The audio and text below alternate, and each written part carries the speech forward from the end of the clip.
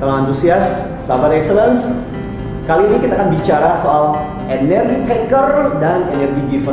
Anda termasuk yang mana? Ada orang yang hidupannya selalu mengambil energi dari orang-orang sekitarnya. Ada orang yang memberikan dan memotivasi orang di sekitarnya. So, satu episode yang ke depan kita akan bicara mengenai bagaimana caranya kita bisa menjadi energi giver bukan energi taker. Hanya di Emotional Inspiration.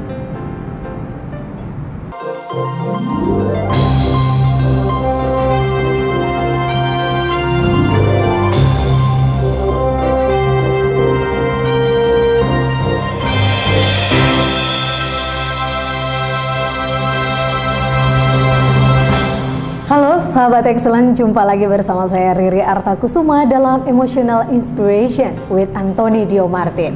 Senangnya saya hari ini bisa kembali menyapa Anda dalam topik yang berbeda. Kali ini kita akan berbincang-bincang mengenai energi taker dan juga energi giver. Seperti apa energi taker dan juga giver itu? Sudah ada bersama saya Anthony Dio Martin. Pak Anthony, halo. Hai Mbak Riri.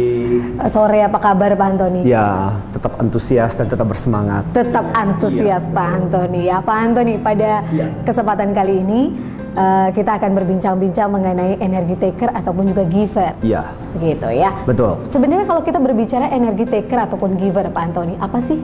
Ya, sebenarnya Mbak Riri, kalau kita bicara tentang bagaimana energi taker dan energi giver itu bicara soal interaksi kita setiap hari dengan orang-orang di sekitar kita.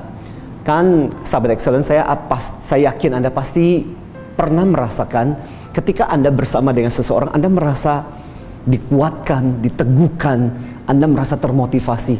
Tapi ada juga orang yang Anda merasa mungkin rencananya makan siang 1 jam, tapi rasanya cuman ngomong setengah jam saja rasanya udah capek dan rasanya udah habis energi. Nah, orang-orang seperti yang memberikan energi buat kita sebut sebagai energi giver. Orang yang memberikan energi kepada kita, tapi orang-orang yang menghabiskan energi kita dengan luar biasa, kita menyebutnya sebagai energi taker. Itu perbedaannya, Mbak. Sudah sangat jelas begitu ya betul. Pak Anthony ya. Energi taker adalah mungkin berorientasi pada diri sendiri begitu Pak Anthony? Iya. Sebenarnya kalau kita bicara tentang orang yang energi taker dan energi giver, biasanya sahabat excellence, orang-orang energi taker biasanya prinsipnya adalah take. Ya, pokoknya gimana caranya supaya aku mendapatkan apa yang aku inginkan buat diriku sendiri. Maka seringkali kita menyebutnya sebagai orang-orang yang cenderung egois. Sementara energi giver, dia prinsipnya oke, saya take, tapi juga bagaimana saya bisa give. Itu sebabnya kenapa orang-orang yang energi giver menjadi orang-orang yang menyenangkan di rumah, di tempat kerja, di dalam lingkungan sehari-hari. Kita merasa nyaman bersama-sama dengan orang yang energi giver karena kita mendapatkan kekuatan berinteraksi dengan orang-orang seperti itu dalam interaksi kita setiap hari. Wah Pak Anthony, kalau kita dalam pergaulan sehari-hari, mungkin kalau misalkan tadi seperti yang Pak Anthony sampaikan, energi taker hanya mengambil keuntungan saja dari orang lain tanpa lupa untuk memberi sesuatu yang bermanfaat gitu ya, atau menyenangkan orang lain. Mungkin di awal-awal seringkali kita dalam bergaul menemukan orang-orang ya seperti itu begitu Pak Anthony ya. Bagaimana kita bisa tahu ini energi taker? Ya, orang ini dengan energi taker dan orang ini dengan energi giver Pak Anthony. Kalau untuk jangka waktu pertama gitu ya mungkin mudah, tapi untuk jangka waktu yang long term kita bagaimana bisa mendefinisikan ini Pak Anthony dan bisa tahu ciri-ciri orang ini? Iya, pertanyaan yang menarik Mbak Riri dan juga sahabat excellence. Ada beberapa hal yang sebenarnya bisa menjadi indikasi kita apakah kita bertemu dengan orang yang energi taker atau energi giver. Pertama-tama paling gampang adalah lihat dulu dari penampilan fisiknya mereka. Biasanya orang-orang yang energi taker itu mulutnya mungkin lebih tidak murah senyum, tidak memberikan keceriaan. Itu dari penampilan fisiknya sehari-hari. Kemudian orangnya cenderung lebih egois karena perhatiannya, fokusnya lebih banyak ke dirinya. Dan kemudian dia cenderung tidak care, dan dalam interaksi sehari-hari mentalnya cenderung mental pengemis.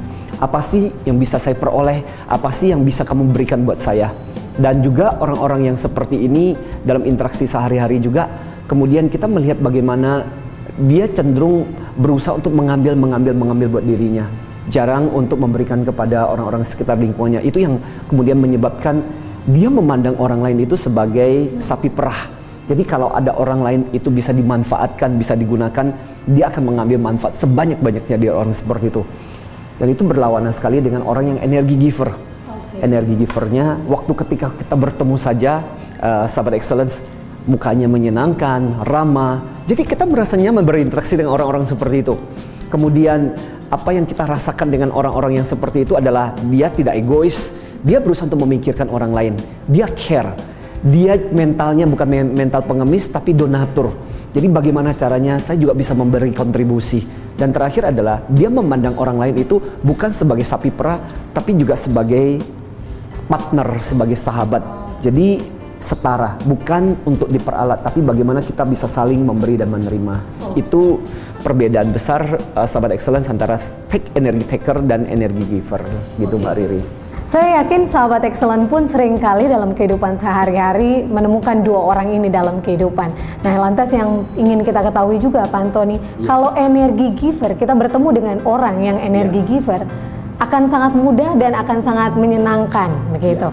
Nah, ketika kita bertemu dengan energi yang taker, itu kan kadang-kadang kita juga sudah sebel sendiri ya, karena energinya aja udah nggak bagus gitu. Bagaimana kita menghadapi orang yang satu ini, Pak Antoni? Ya, biasanya ini pertanyaan yang sering kali diajukan.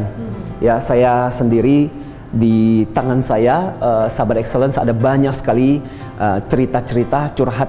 Bahkan ini adalah salah satu yang berinteraksi dengan saya, salah satu peserta saya, dan dia cerita bahwa apa yang dia katakan adalah usia saya sudah 37 tahun, saya hidup bersama dengan seorang ibu yang hanya peduli dengan gaji saya. Tiap hari ibu saya tidak peduli saya sakit atau makan atau tidak. Setelah pulang kerja capek-capek jadi SPG, berdiri seharian, kerjanya ibu saya cuma ngeluh soal kekurangan biaya ini dan itu. Bahkan dia cerita ketika saya sakit saya tidak pernah dimarahin. Ketika saya sakit saya pernah dimarahin kenapa tidak kerja. Karena menurut ibuku artinya penghasilan saya akan berkurang. Saya muak hidup di dalam rumah yang seperti itu.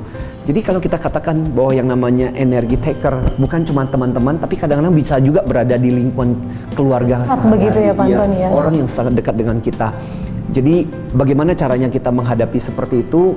Intinya adalah ketika kita sadar kita berinteraksi dengan orang seperti itu, sahabat excellence, pertama-tama adalah kata kuncinya saya pikir adalah waspada. Ya, seperti kata Bung Napi katanya waspadalah. Jadi kita mesti waspada ketika kita merasakan kenapa ya interaksi saya dengan orang seperti ini menghabiskan banyak sekali energi saya. Berarti mungkin sudah saatnya Anda harus belajar untuk mengerem bahwa ketika berinteraksi dengan orang-orang seperti ini seperlunya. Kalau Anda bisa mengendalikan. Tapi kalau misalnya katakanlah orang itu sangat signifikan dalam kehidupan Anda, saya selalu mengatakan alangkah bagusnya jika memungkinkan kita juga bisa memberikan feedback. Karena kadang-kadang ada orang yang seperti itu tapi dia nggak tahu bahwa sebenarnya yang dia lakukan, yang dia kerjakan itu menghabiskan energi. Tentunya dengan feedback yang baik, biasanya kadang-kadang orang itu masih mau mendengarkan kok. Saya percaya gitu. Kita masih bisa mengubah orang-orang seperti itu. Yang pertama tingkatan saya katakan kasih tahu dulu, kemudian baru kasih rasa supaya dia bisa merasakan bahwa itu nggak nyaman loh orang-orang di sekitar dia, dan kalau perlu kasih juga tanda petik, kasih sanksi, kasih pukul gitu. Artinya biar dia juga shock terapi gitu loh, bahwa dengan sikap seperti itu sebenarnya juga mengganggu kita sih. Orang-orang merasa tidak nyaman begitu ya Pak Antoni. Baik, sahabat excellent, kita masih akan melanjutkan perbincangan mengenai energi taker dan juga energi giver bersama Antoni Dio Martin. Pastikan Anda tetap bersama kami hanya di Emotional Inspiration.